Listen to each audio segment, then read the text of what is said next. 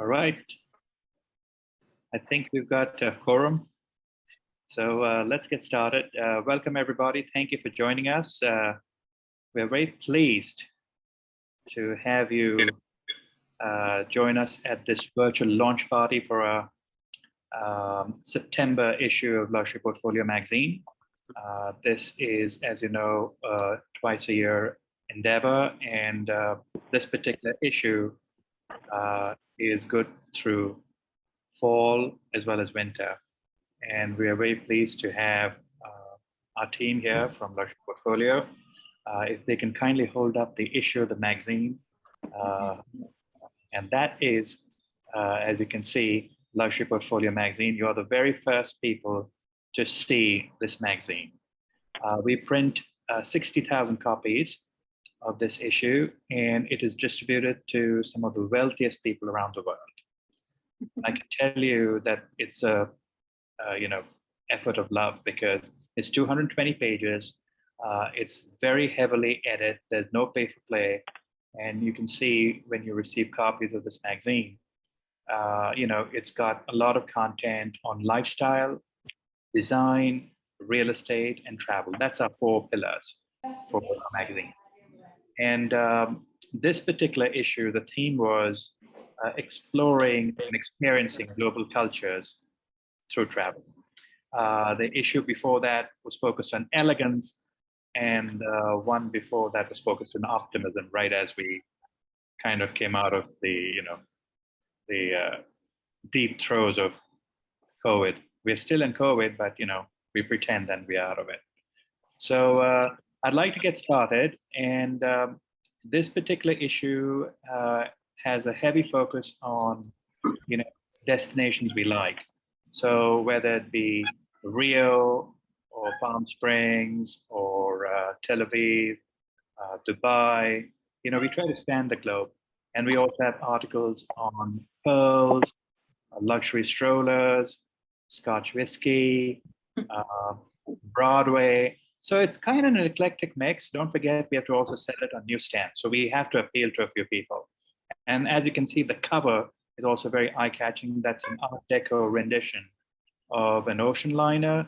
So obviously we have a feature on the QE2 and Queen Mary 2.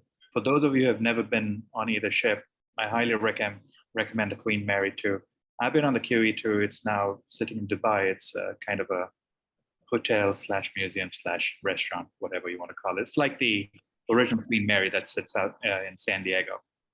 Anyway, with that, I'd like to thank all of you. I'd like to also thank the sponsors and advertisers. And I'd like to get started with Reserve Bar, one of our brand collaboration partners. Every issue that we produce, we always have something on spirits. And this time we focused on Scotch whiskey. But the reason for that is that we like to celebrate. And there's nothing better to celebrate than with a glass in your hand, the right tipple. So I'd like to welcome Amanda Herbert.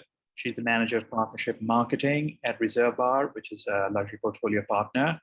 And Amanda will walk us through, some of the steps. She's got something planned for us. So Amanda, I welcome you to take the virtual mic.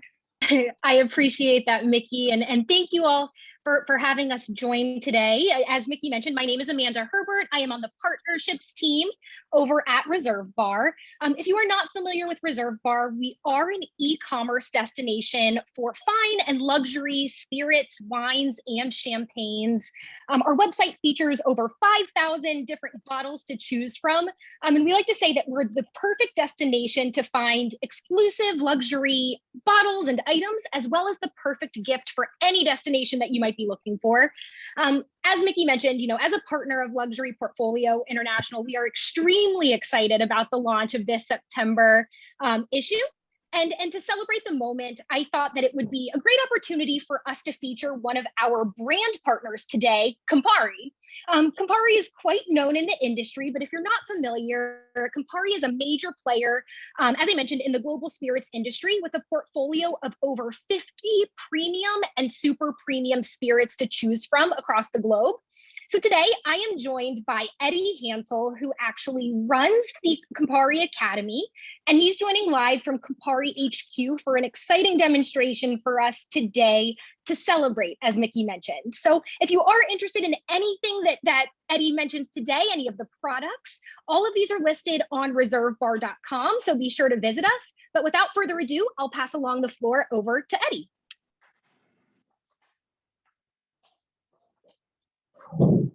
Hey, Eddie, you're on mute. I don't know if you're able to hop off. I might be able to. I think we're good now. Can you hear me? Good to go. After 2 years, we're still coming in on mute, so I'm sure we can all relate to that. But thank you for the introduction, Amanda. It's a pleasure for me to be here. Just getting started. Like Amanda said, my name is Eddie Hansel. I am the operations manager for the Campari Academy in North America.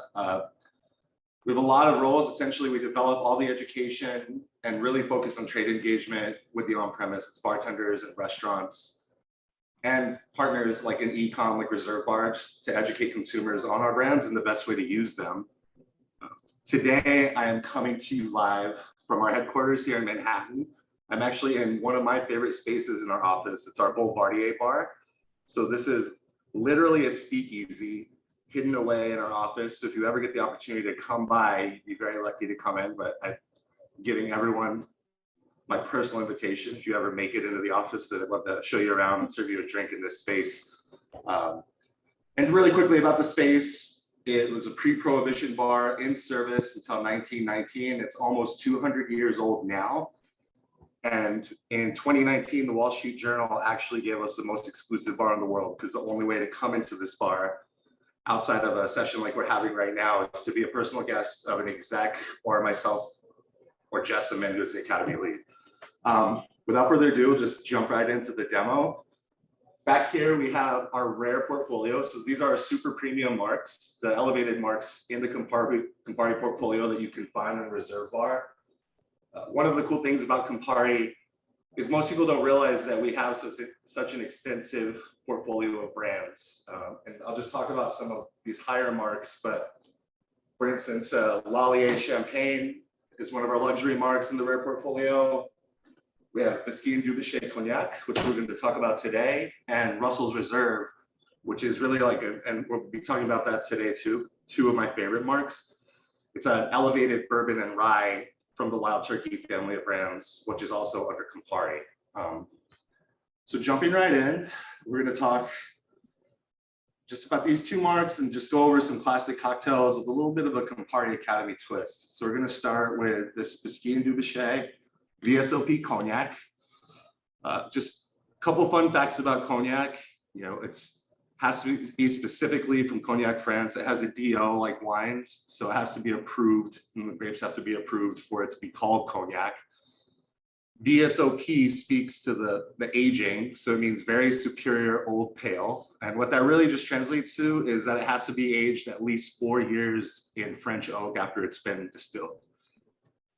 Jumping right in, this is a very approachable Cognac to enjoy neat or in a cocktail. We're going to make a sidecar. There's a lot of ripe fruit and honey notes and like some sweet spice. So you get some cinnamon, things like that in there. Sidecars are a classic cocktail. This one has a little bit of a twist. Ordinarily you would use orange curacao, but instead of orange curacao, we're going to be using Grand Marnier today, which is another Campari mark.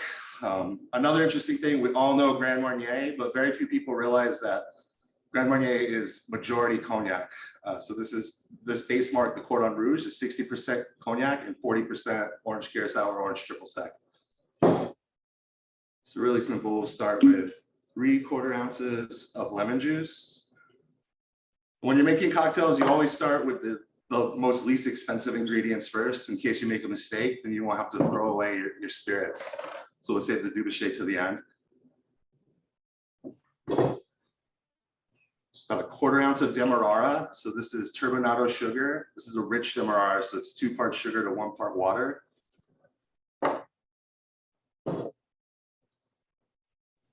3/4 ounces of the Grand Marnier.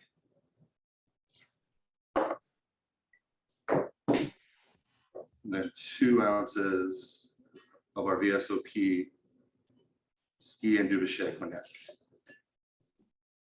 Now, if you're making this at home and you don't have like a proper set of shakers, you can use like a pint glass or even a mason jar with a lid.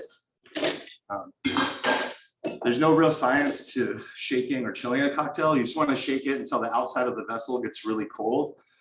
Then you'll chill the drink to be enjoyable, and it's also diluted it enough. We're generally going for 15 to 20% dilution. So shake this guy out really quickly.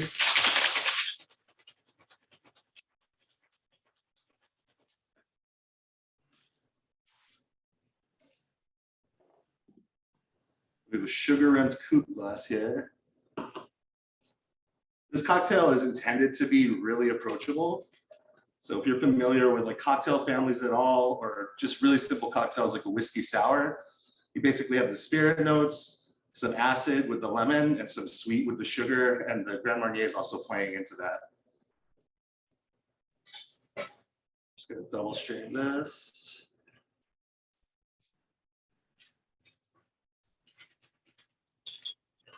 We'll just add an orange twist to really bring out the orange from some of the elements in there and balance out the spicier notes. And there we have a sidecar, a grand sidecar in the House of Campari, obviously for brandy reasons. And then jumping into the Russell's Reserve 6-year-old rye. So this is the second mark that I'm going to share with you, really near and dear to my heart. Wild Turkey has had the same family of master distillers since the 50s. It's the only father and son duo still operating with Eddie and Jimmy Russell. Jimmy Russell started Wild Turkey in 1952 and still is working as the master distiller today. So Russell's Reserve is a tribute to their family and their name. It's basically the hand-picked whiskey from all of the Wild Turkey that they're making. The same mash bill, so essentially the same recipe that they're distilling from, but just the finest barrels. And when you talk about whiskey, Wild Turkey is located in Lawrenceburg, Kentucky. We have tons of rick houses. They're just our big storage facilities. We're constantly moving barrels. When you're lower in the floors, it's cooler. When you get higher towards the roof, it's hotter. So we're moving the barrels to get different aging. The hotter the barrel is, the more wood that gets imparted into the bourbon. So with the Russell 6-year rye and the 10-year bourbon, these are really the hand-picked barrels by Eddie and Jimmy. So just really excellent whiskey. And what we're gonna make today for you is a Sazerac, super classic. You can't go to New Orleans without having one of these guys.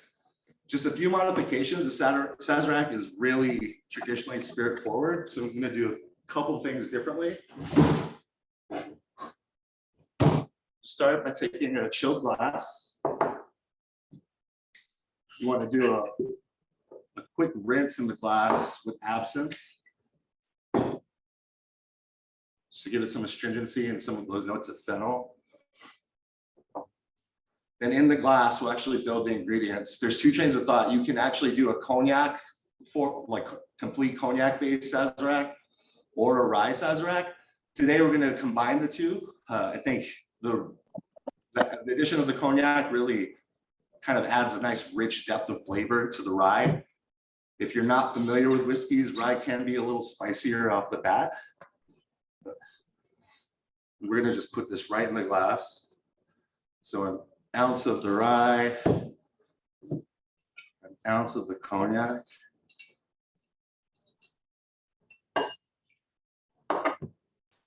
Just a bar spoon of Demerara, just very little sweetness. Again, like I was saying, a very spirit forward cocktail.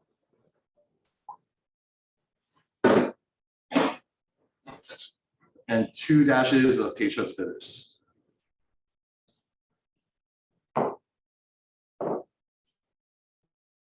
And generally, you would make this in a mixing glass and stir it over ice and then strain it to serve meat. But I prefer to make it an on the rocks cocktail. Just have this beautiful ice here. It's super fun to share these. I can't help myself. We'll drop this guy in here. Dilute with the actual ice that we'll be serving with.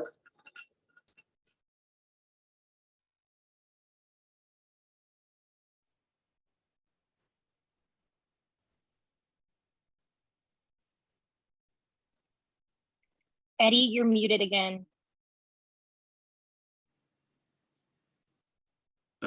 Yes.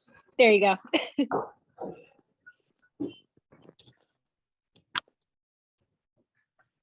Just to finish this cocktail off, we're going to espresso lemon twist, but we're going to actually flame the essential oils that come from it. So just get our flame here, and that way you get a little bit of caramelization with that additional acid. And drop that lemon peel right in there.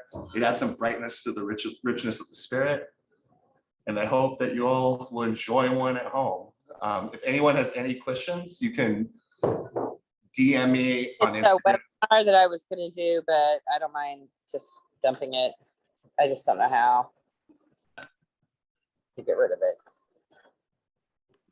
It was a webinar that's Oh, Eddie, oh, hang on. We can hear somebody talk, so you want to mute your audio. But Eddie, thank you so much. Eddie, where's your bar? We had Kimberly Barkoff. Kim, you want to ask him the question? Go ahead. Hi. Hi, Kimberly. Hi, Eddie. I'm a New York City person. I live and work here in Manhattan. So when you had said a speakeasy feel and all that, so I'm very curious where you're located and how we can get it, how I can get in there, because that looks so cool.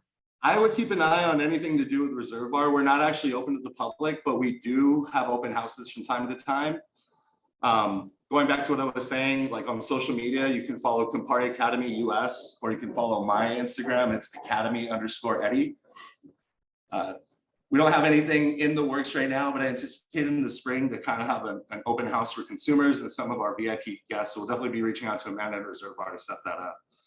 This bar is actually located in our office in the Grace Building on Bryant Park. So we're on the 19th floor right now, hidden away.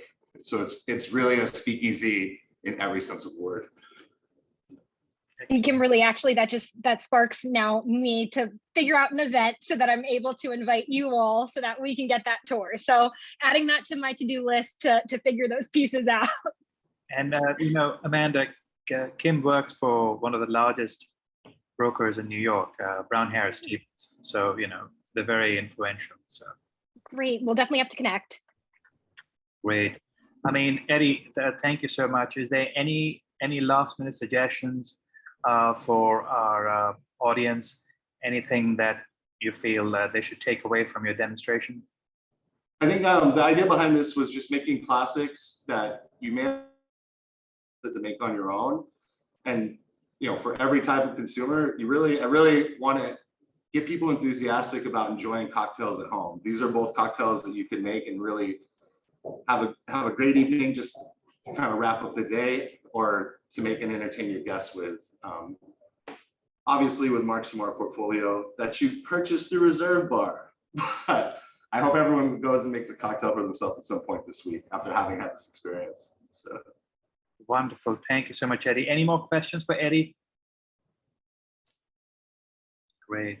Eddie, thank you so much. You know, we value the partnership with Reserve Bar, and you know, one of your executives, Kate Zaman, and I go back many years. And so, you know, I remember when she joined Reserve Bar, and I said, you know, that's a relationship we have to have. So for those of you who are watching us, if you want to, you know, send corporate guests as, you know, the holiday season rolls around, I'd highly encourage you to get in touch with our team or contact Amanda directly, because guess what? They'll give you a fabulous deal. So again, Amanda, anything else to add? No, as Mickey mentioned, I'm an open door. I hope to connect with all of you, whether it's LinkedIn. I just put in the Reserve Bar social handles. I also am involved with that. So just be sure to reach out if you ever need anything as it relates to luxury wine, spirits, and champagnes. I'm always here. Great. Amanda, thank you so much. Amanda Herbert, thank you very much. And Eddie Hansel from Campari, again, thank you again. And feel free to stick around because the next two topics are highly interesting as well. With that, I'd like to switch to the content of our magazine. And so if Holly or one of you can just open the issue and, you know, just take us to, I wonder if you can speak up so that you're on the main screen too. Can you do that, Holly? Yeah, there you go. So just say something. And then I'd like you to just browse through the issue. If you can just turn the pages and just give people an idea what the cover's like, and then obviously the inner pages. So as you can see, folks, our magazine has about 220 pages of great content, and we've got a few key features. And this one is obviously the feature on Scotch whiskey, and it's all about these few distilleries in Scotland, and the role peat plays in Scotch whiskey's distillation. So we had some writers like Lisa Klein and Lindsay Staunches, who's joined us for this particular Zoom call as well. And so we've got plenty to interest all readers. And this particular Scotch whiskey feature is worth reading because we visit distilleries like the ones in Islay, if you've been to Scotland, and there are all those few areas. I mean, it's beautiful stuff. So with that, I'd like to switch to architecture. So Lisa Klein and I are very big fans of great cities and well-designed cities and well-designed neighborhoods. And we decided, all right, you know what? Let's honor some cities in the United States that set the bar for design. And it wasn't a hard decision to make. Palm Springs came top of mind.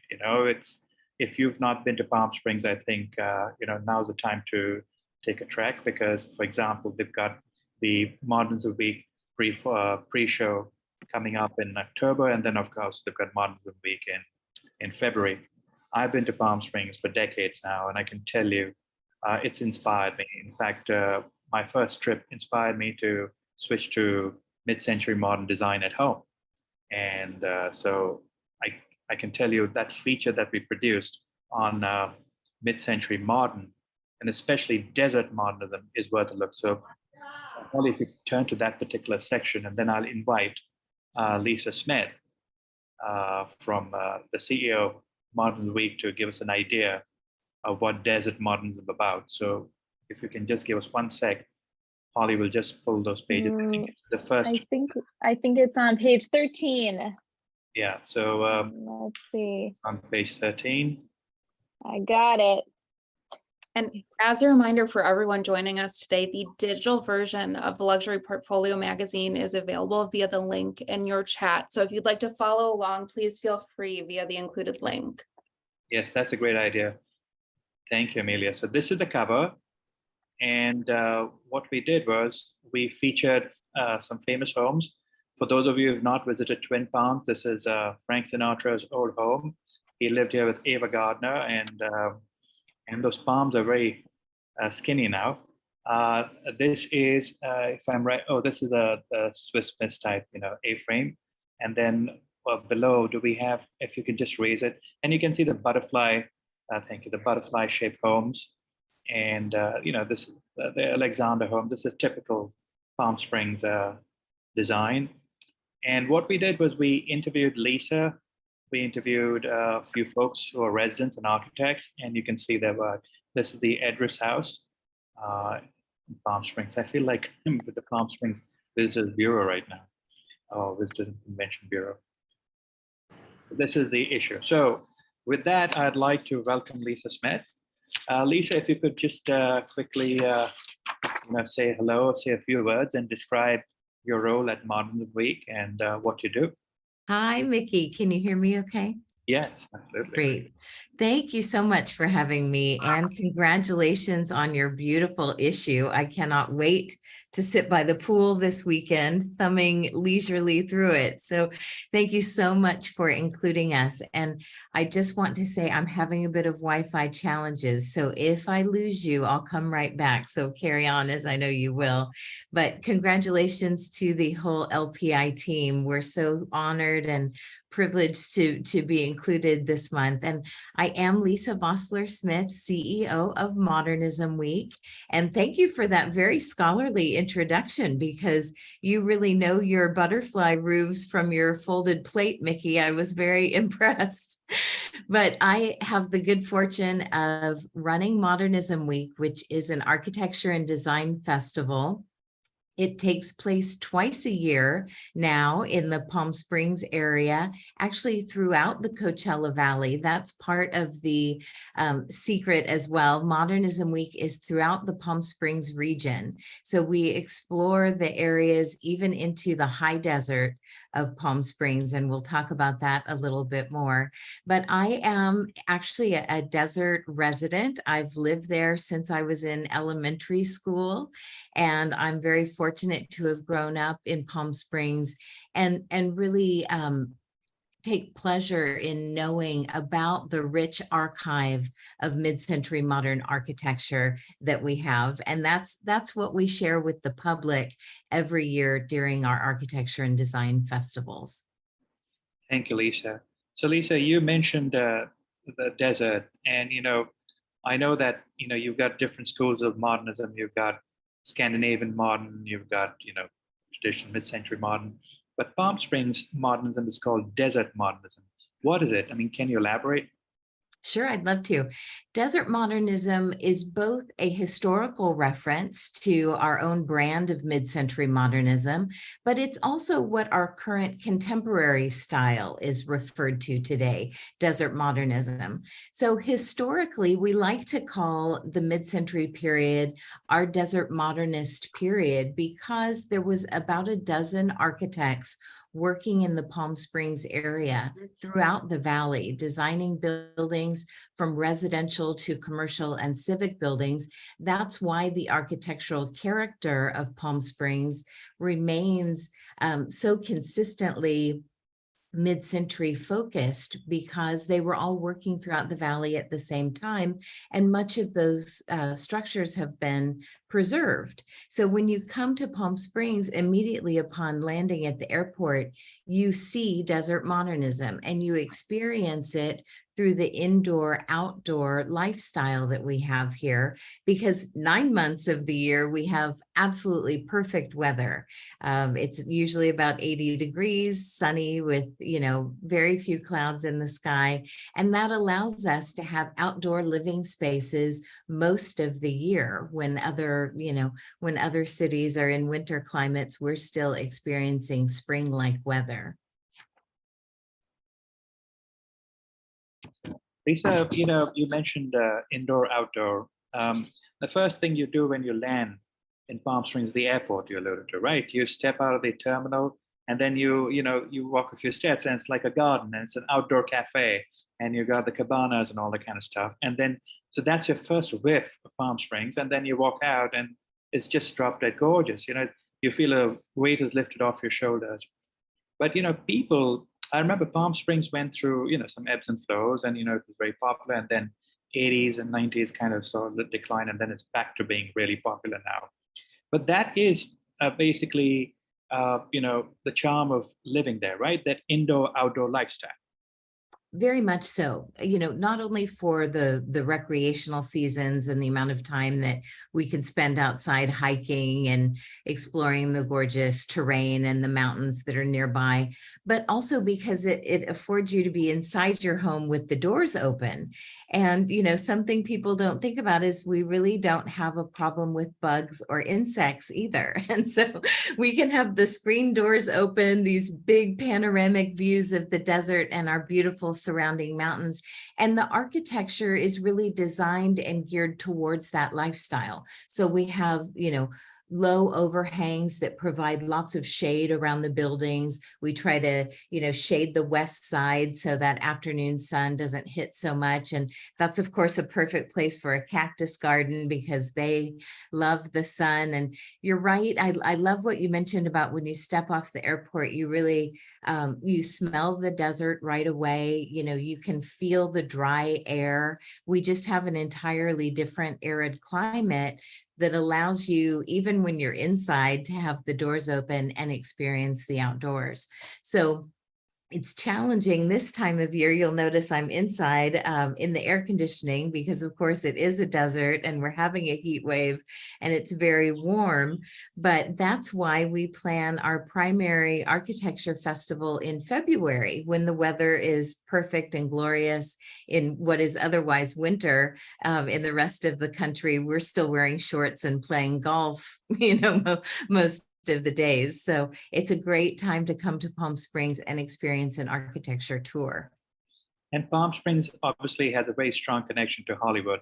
For those of you who've followed, the careers of Marilyn Monroe, Cary Grant, or all, the golden era of Hollywood. Initially, I remember Palm Springs was known for being a medical, we went there to recuperate from either TV or something, and then very quickly it became glamorous. So Hollywood studios had this rule, right? You had to be within 2 hours of driving distance in case you were called for a shoot. So Exactly. it still retained those ties, right? Very much. I think it will always be a playground to the stars because it is so easily accessible, not only by car, but of course now by plane. And that's how so many arrive these days. But, the Palm Springs is exactly 2 hours from Los Angeles. And in the old days with slower cars and bigger cars, it was important that they stayed close to the studio in case they had to come back to reshoot. And also so many directors and producers had second homes in Palm Springs that they were often, having a working weekend when the stars were here because they would be entertaining for the studio or doing other things here at the Palm Springs homes. And so the old clubs and the places that the Rat Pack used to hang out, many of those places still exist because they're legendary in our town, not only for, the club scene, but also the restaurants and things that were made famous by old Hollywood.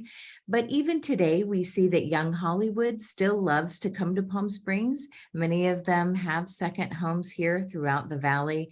And of course, the Coachella Music and Arts Festival has helped to raise the profile of Palm Springs for a new generation as well.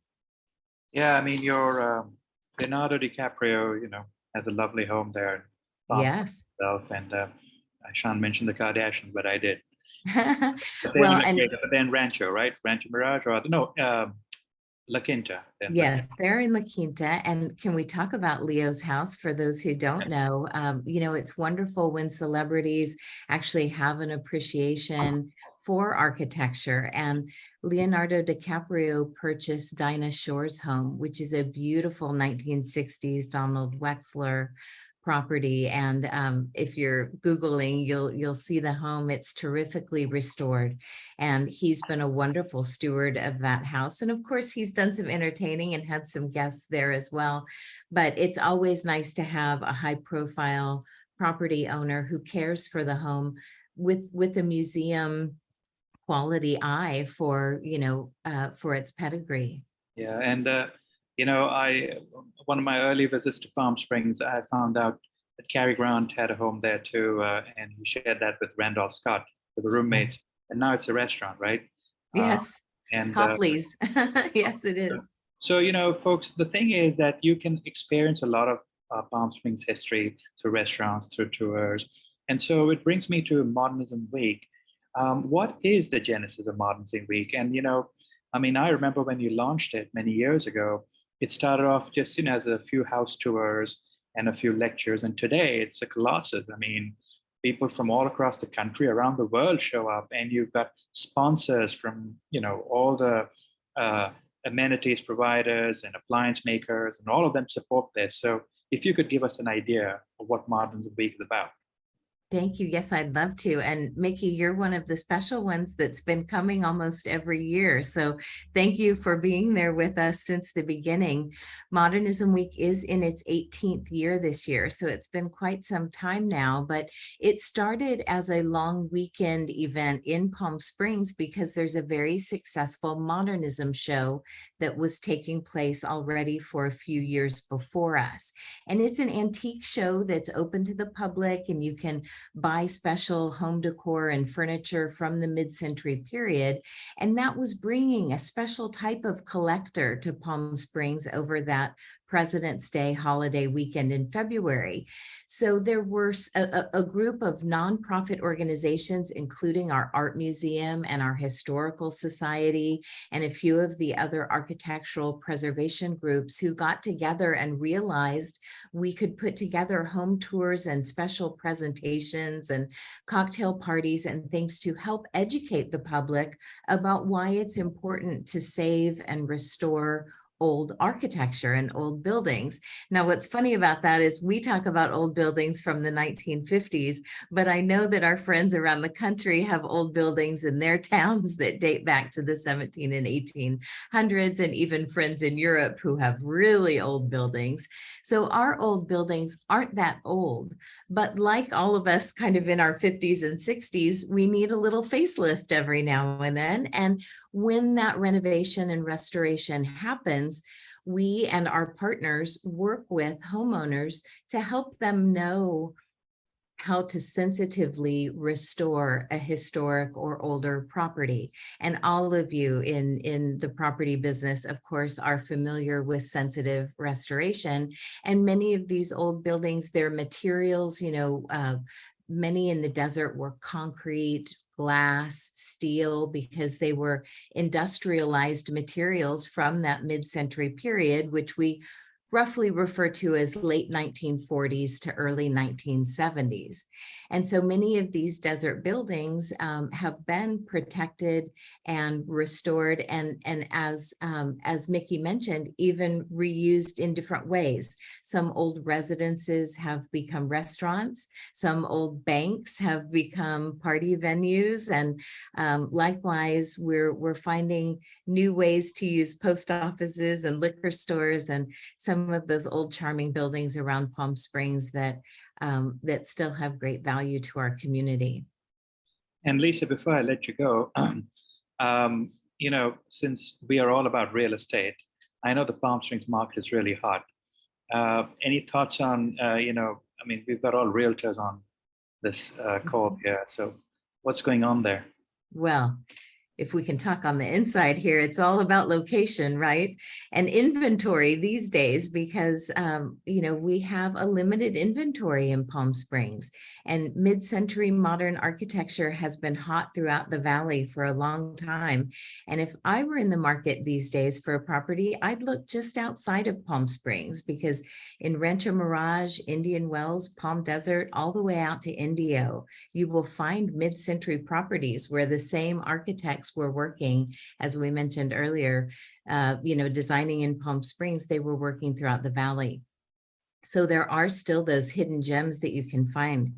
And the best way to look at architecture when you come to Palm Springs during Modernism Week is to take one of our architectural double-decker bus tours, because the buses roll through the neighborhoods of Palm Springs, but you're on an open air double-decker bus, so you can just see over the tops of some of those green hedge walls that have grown up around all of the old properties in the old Palm Springs neighborhoods. So be sure you take the architectural bus tour when you come.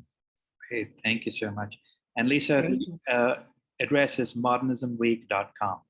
So for those of you who want to visit Palm Springs and check out the events, I know there's always a mad scramble for the booking reservations. So I remember the occasions when I tried to book certain dates and it's all sold out within minutes. So check out modernweek.com. And any questions for Lisa?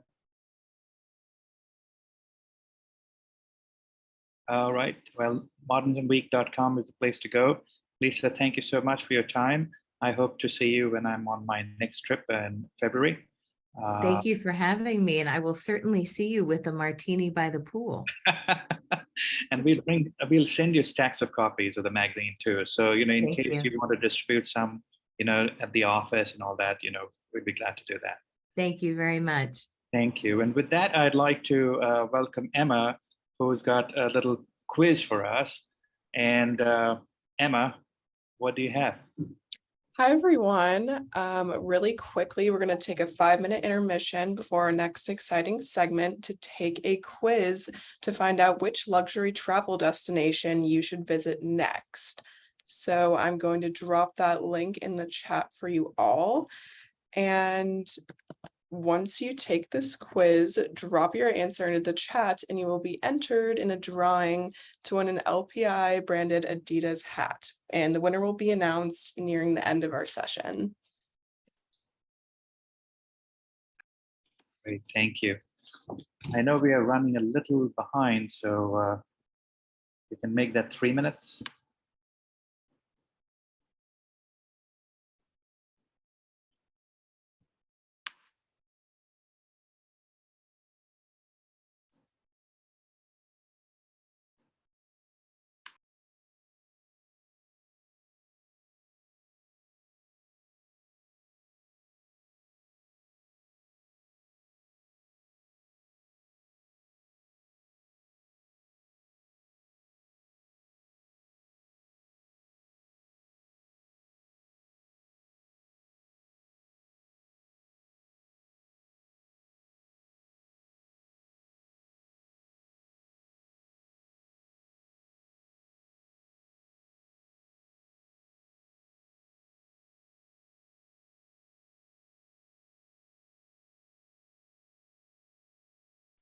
Emma, there are only 2 questions?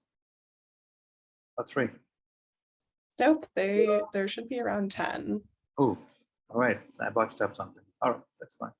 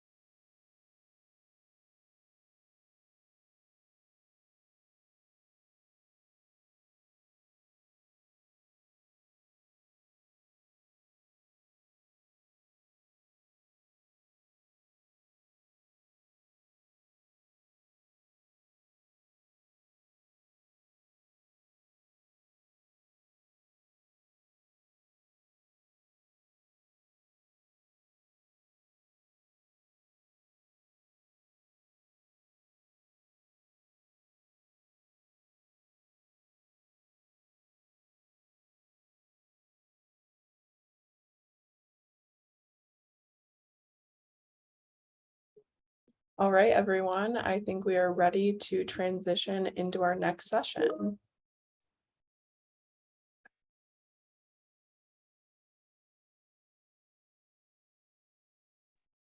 Sorry, Mickey, if you could unmute yourself, please. Oh, great. Oh, Thank you. Thank you so much. Sorry about that. There should be something about a song, a rap song about unmute and mute. Our next guests are from New York, and that's where I live. But you know, as you browse through this issue, you'll see we try to span different topics, different locales. And this time we decided to feature the Museum of Broadway. And for those of you who visited New York, you can't visit New York and not take in a Broadway show, right? It's what New York's known for. And for many years, I puzzled over the fact that we didn't really have a museum to commemorate and to honor one of New York's biggest industries. And you know, you go to Hollywood and you've got, you know, I mean, streets, and you've got different things, and you got the Academy Museum and all that. We didn't have one. So I'm so glad that Julie Boardman and her colleague Diane Nicoletti are basically about to launch the Museum of Broadway. So I'd like to welcome them. And if there's a way for me to make sure that they're center screen, that'd be great. So Julie, if Diane and you could just introduce yourselves, that'd be great. Sure, of course. Hi, I'm Julie Boardhead, actually calling in from the center of Times Square. So very appropriate. Yeah, right in the theater district. So there we go. And I am a Broadway producer. I am a couple of Tony Awards and part of our shows over the years. And then I'm Diane Nicoletti, and I come from the experiential world. So doing a lot of fan experiences for HBO and Disney, Marvel movies, and the like. And so we kind of came together about 5 years ago, and sort of that hidden obvious that why isn't a Broadway museum, why doesn't one exist, because of its rich history, because of it being one of the #1 reasons why people come to New York. And so we just started thinking about what that would actually, how we would put it together, and what the curation of it basically would be. And then it's taken, us a couple years to develop that, but now we're launching it this year, which we're really excited about. Something I think that's unique that we're doing is it isn't just your traditional museum that houses artifacts and costumes, and props and set models. You'll have to come a little closer to the mic. There you go. Okay, sorry. You put the ear thing on it. I don't know if that's helping or hurting. Should we try taking it out and see? No, that's fine. If you can just Okay. stay close to, that'll be better. Yes, of course. So I guess I'll go back a little bit. So one of the things that we decided to do was not to do the traditional approach of having it be a Broadway museum that, you walk in and you look at costumes and you look at artifacts and things on the wall. Instead, and in addition to, I suppose, we are, there will be many costumes and props and set models and all, wigs and pins and that all sorts of different people have worn over the years. But the way that it's presented, we're really doing a lot of visual storytelling. So you walk through the timeline of Broadway, and when you get to certain shows, there's an entire exhibit built around the show. So you walk into Oklahoma, and it's this immersive cornfield where the walls are painted like an impressionistic sunrise. There's corn stalks, and there's a barn, and there's a bunch of artifacts and photos, and it comes to life around you. There's Excellent. so they do a lot. So, Luxury does. I think we can hear somebody else talking. So, you mentioned the exhibit. What's your main exhibit about? Sure. So we basically have what we like to say, 3 different parts to the museum. We have the map room, which tells the history of how the theater district came to be. So we're currently in Times Square, but actually the theater district started just like New York started in the financial district, and then migrated north as real estate got cheaper and as basically the population, started migrating north, if you will. And so we tell that through video projection mapping, and that's curated by Jennifer Ashley Tepper. We have a video projection specialist that worked on it with us. And then it's actually we have a whole sort of soundtrack that goes with it too, that is done by Broadway musicians, which is really exciting. So that's one part. The second part is the history of Broadway. And so we call it the timeline of Broadway, which takes up the majority of the museum. And that we start from 1732, which was like the first performance in the Playhouse, again, in the financial district. And then we take you all the way to present day, Hamilton, Moulin Rouge, like all of the current running shows, so that people really sort of see the breadth of the timeline. And we'll get into the details on that in a second. And then the third component is the making of a Broadway show. And the making of a Broadway show is all of the behind the scenes roles. So there's so many people that actually make the Broadway industry what it is, and who actually puts on the shows. So we're talking costume designers and stagehands and scenic designers and general managers and producers. It's not just the actors on the stage. And so we're really hoping to educate people about all of those jobs. Really, a lot of the jobs that got really affected during COVID too, obviously, The arts in general got really affected, and just highlighting those so that hopefully that is inspiring for younger generation to get into the field. And then also too, just have an appreciation for how these shows get made. So those are our sort of three big buckets, if you will, of the museum experience. And you alluded to these the theatrical productions. So which ones will you highlight, in the early months of your opening? So we can only share a couple right now because we can only share with you what's in the press right now. But when you are walking through the timeline of Broadway, like we said before, and then you get to a room, there's an exhibit designed by an artist who is either a Broadway designer, installation artist. We have artists from all over the world who are participating in the creation of the museum. And so you have, Showboat, Oklahoma. I'm trying to think of what we released Rent. a little bit. Rent. But as you go through, it's the shows. The exhibits are built around the shows, which really transform the landscape of Broadway, or brought in a new audience, push the form forward, because it's a very uniquely American art form, musical theater specifically. There are lots of plays that are celebrated in the museum as well. But it's just an interesting thing because you don't really think of it as like an American art form, but it really is. It started here, and it's really developed into a huge industry with a lot of impact.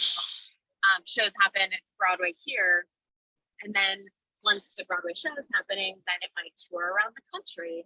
There may be a production of it in London or in Asia, or the impact, and then there's a licensing deal that's done, and that's how kids get to do it in their like high school, like they do a play or musicals, because and it's this really long process that we're highlighting in the making of a Broadway show, which the show takes 5 to 7, 10 years sometimes just to develop. And so, it's something that a lot of people don't realize. They're like, oh, I went to see Wicked, that was great. Or I went to see Funny Girl, that was fun.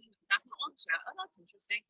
But they don't really understand the art form, I guess. So in a really fun way, and hopefully it's entertaining, and people are fascinated by this, but then also educational as well. Yeah.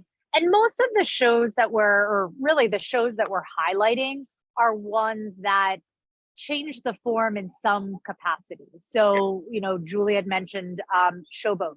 So we worked with a paper artist to create, like an installation out of the book pages from Showboat. So she was actually on site from France the past couple of weeks creating this installation. And so doing that visual storytelling as to like why they were game changers in different ways is really sort of our end goal, which is why having an artist sort of coupled with that to us was kind of interesting in terms of, in a museum form, being able to provide also sort of additional interesting content to these already like iconic established shows.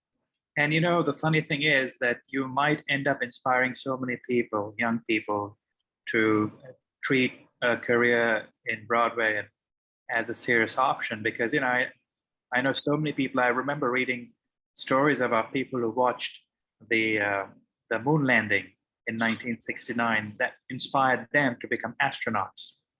So you could have a similar impact on people choosing to become either producers, actors, directors, people in charge of props and all that kind of stuff. In closing, I wanted to ask you, is this going to be like a ground floor plus 2 or 3 floors? How is the museum structured? So we are on 45th Street, and we're just off of Times Square. So we're basically 45th and 7th, just a little bit east. We're next door to the Lyceum Theater, which is the oldest continuously operating theater. So we share a wall with them, which is kind of nice. And we're taking 4 floors of the building. So it's with 26,000 square feet. So Wow, that's great. Wonderful, wonderful. Well, folks, any questions for Diane and Julie? And obviously, if you want to, I believe the museum opens November 15th, right? And Yeah, good job. and folks can buy tickets on themuseumofbroadway.com.